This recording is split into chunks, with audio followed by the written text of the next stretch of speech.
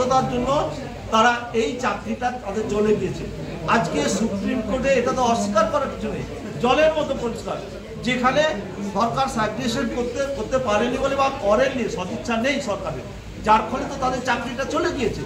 তাই সরকারের সেই সদিচ্ছার অভাবের জন্য আজকে আমরা যেমন চাকরি হারা হয়েছে তারা, ঠিক আমরাও বঞ্চিত কর্মপ্রার্থীরা অর্থের বিনিময়ে তারা আমাদেরকে চাকরি থেকে আমাদেরকে বঞ্চিত করে রেখেছে। অথচ যারা অযোগ্য কর্মপ্রার্থী ছিল তারা আজকে বহাল তবিয়তে চাকরি করছে। তাই আমাদের একটাই ডেডলাইন, যেখানে মুখ্যমন্ত্রী একদিনের মাথায় তিনি ঘোষণা করেছেন যে সমস্ত চাকরিহারাদেরকে নিয়ে উনি আজকে নেতাজি ইন্ডোর স্টেডিয়ামে বসবেন। তাহলে আমরা কি অপরাধ করেছিলাম? আজকে ৩-৪ বছর ধরে আমরা রাজপথে বসে আছি, একবার আলোচনা করতে পারতেন না? আমরা কি বঞ্চিত নই? আমাদের চুরি হয়ে গেছে। তাই আমরাও চাই যে মুখ্যমন্ত্রী পয়লা বৈশাখের মধ্যে যদি আমাদের সাথে আলোচনায় বসেন তাহলে খুব ভালো, আর যদি না বসেন বা সদিচ্ছার যদি অভাব থাকে তাহলে অবশ্যই ২১শে এপ্রিল একটা মরুঝড়ের মতো ঝড় হবে, যেখানে সমস্ত রাজ্যের বঞ্চিত কর্মপ্রার্থী, চাকরিজীবী এবং যারা চাকরি হারা সবাই উপস্থিত হবে। রাজপথে নামবো না, আমরা মমতা ব্যানার্জি বা আমাদের মুখ্যমন্ত্রী বা শিক্ষামন্ত্রীকে বলে দেবো যে যারা আপনার দেয়াল লিখছে আপনি তাদেরই দিন, আমাদের দিতে হবে না।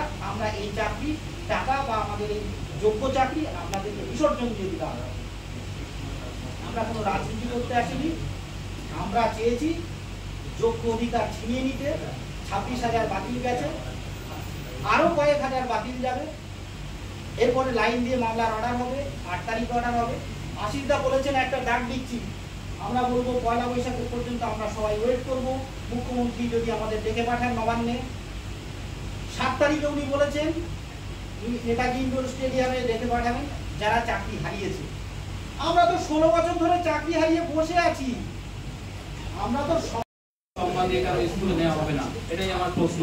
এবং আমরা আজকে 2014 সালে আমরা নোটিফিকেশন অনুযায়ী আমরা ইন্টারভিউ বঞ্চিত আপার প্রাইমারি চাকরি প্রার্থীবৃন্দ আমরা 2015-তে পরীক্ষা দিয়েছি, পাস করেছি, সবাইকে ফার্স্ট ট্রেন, সবাই যোগ্যতা থাকা সত্ত্বেও কেন আমরা বঞ্চিত হয়ে আছি দীর্ঘ 10 বছর। 1000 দিন হয়তো আমরা এখানে বসে আছি, কিন্তু আমাদের 10 বছর আমরা কিন্তু পাস করবার পরেও আমরা কোনো পরীক্ষা আর ফার্দার হয়নি বা আমরা ইন্টারভিউতে বসতে পারছি না। কেন এটা হচ্ছে? আমরা মাননীয় মুখ্যমন্ত্রীর কাছে এখনো আবেদন করছি, আপনি অতি দ্রুত বসুন, আমাদের সাথে বসে আমাদের সমাধান করুন, আমাদের জীবন যন্ত্রণাটা বোঝার চেষ্টা করুন। সমস্ত চাকরি প্রার্থী মঞ্চগুলো আছে এখানে, প্রত্যেকের প্রার্থী মঞ্চ এবং চাকরিজীবী তারা রয়েছেন, তাদের সমস্যার কথা আপনি শুনুন। আমরা আপনার সাথে বলতে চাই এবং আর কারো সাথে নয়, আপনার সাথে আমরা বসে মিট করে আমাদের সমাধান আপনি দ্রুত করবেন, এই আশা রেখে আমি আমার বক্তব্য শেষ করছি না। মাননীয় মুখ্যমন্ত্রীকে তো একটা ডেডলাইন দিয়ে দিয়েছি, যদি এই সময়ের মধ্যে উনি আমাদের ডেকে আলোচনায় বসে সুষ্ঠু সমাধান করেন ভালো, নাহলে বাংলা এর আগে এইরকম কোনো কর্মসূচি দেখেনি যেটা হতে চলছে। এক বৃহত্তর কর্মসূচি যেখানে লাখো লাখো মানুষের বঞ্চিত কর্মপ্রার্থীদের এবং শুধু তাদের পরিবারও হয়তো উপস্থিত হবে এবং সেটা নবান্ন ঘেরাও অভিযানে হবে।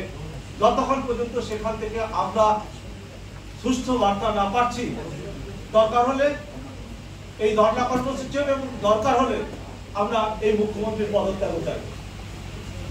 যতক্ষণ পর্যন্ত আমরা দীর্ঘদিন ধরে যন্ত্রণায় ভুগছি, যতক্ষণ পর্যন্ত আমরা এই ন্যায় বিচার না পাচ্ছি, এই ধর্ণা কর্মসূচি চলবে নবান্নের কাছে। নচেত আমাদের এই প্রতিশ্রুতি, এই দাবিগুলো যদি না মানে তাহলে মুখ্যমন্ত্রী পদক্ষেপ চাই। এই বলে আমি আমার বক্তব্য শেষ করি। চাকরি প্রার্থীদের বলতে যারা যোগ্য অথচ চাকরি চলে গেছে তাদের মধ্যে থেকেও আমাদের এইরকম কর্মসূচিতে উপস্থিত থাকবেন এবং একটা বিশাল অংশের উপস্থিতি থাকবেন। আজকে আসার কথা ছিল কিন্তু মানসিক ভাবে সত্যিই ভেঙে পড়েছে, তাই হয়তো এরকম কর্মসূচিতে আসতে পারেননি। একদম নিশ্চিত ভাবে ওনারা থাকবেন, হয়তো আগামীতে দেখতে পাবেন ওনারা হয়তো প্রেস মিট করে হয়তো এই বার্তাটাই তুলে ধরবেন। 7 তারিখে তো মুখ্যমন্ত্রী দেখা করবেন তাদের সাথে, সেটা কি অপেক্ষা করছে? না, সেরকম কোনো তাদের কাছে সেরকম বার্তা পাইনি, তবে নিশ্চিতভাবে তাদের কাছ থেকেও এইটুকুই বার্তা পেয়েছি, তারা প্রতিশ্রুতিতে ভুলছেন না। কারণ যেখানে সরকারের সদিচ্ছার অভাব, দীর্ঘ আইনি লড়াইতে সরকার সেই সদিচ্ছাটা দেখায়নি, তাই আমার মনে হয় তারা যারা সত্যিকারের যারা ন্যায্য এবং যারা মেধার মধ্য দিয়ে চাকরি পেয়েছে। আশা করি তারা মুখ্যমন্ত্রীর ওই প্রতিশ্রুতির কাছে আর শুনতে যাবেন না।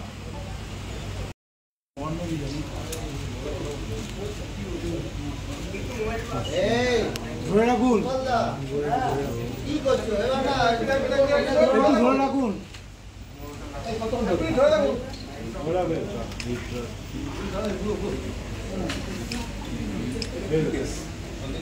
তোর মাথার সাথে ভাই ভাই তুই মাথা রাখুন, ডিস্টার্ব হচ্ছে।